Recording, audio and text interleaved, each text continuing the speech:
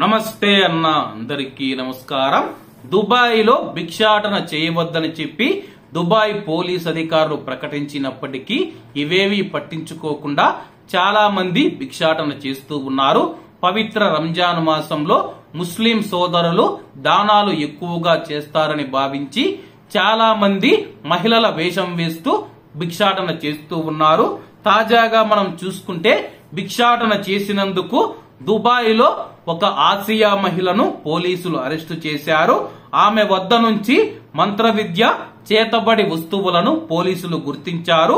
అలాగే ఈ సామగ్రిని తీసుకువెళ్లడం వల్ల ఆమె ప్రజలను ప్రభావితం చేయడంలో సహాయపడుతూ ఉందని నమ్మినట్లు విచారణలో ఆమె వెల్లడించిందని చెప్పి పోలీసు అధికారులు వెల్లడించారు.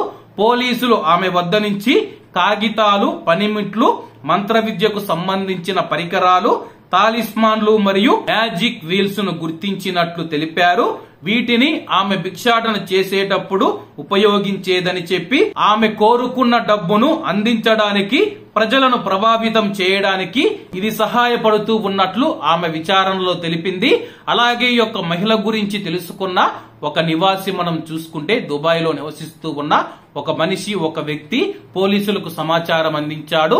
ఒక మహిళ ఇలా భిక్షాటన చేస్తూ ప్రజలను భయపెడుతూ వాళ్ళను ప్రభావితం చేస్తూ వాళ్ళ దగ్గర నుంచి డబ్బులు తీసుకుంటూ ఉందని చెప్పి కంట్రోల్ రూమ్ కు సమాచారం రావడంతో వెంటనే స్పందించిన దుబాయ్ పోలీసులు సంఘటనా స్థలానికి చేరుకొని ఆమెను అరెస్టు చేసి ఆమె వద్ద నుంచి ఈ యొక్క వస్తువులను స్వాధీనం చేసుకున్నారు. కాబట్టి అందరూ బాగుండాలి, అందులో మనం ఉండాలి. అందరికీ నమస్తే అన్న, జై హింద్.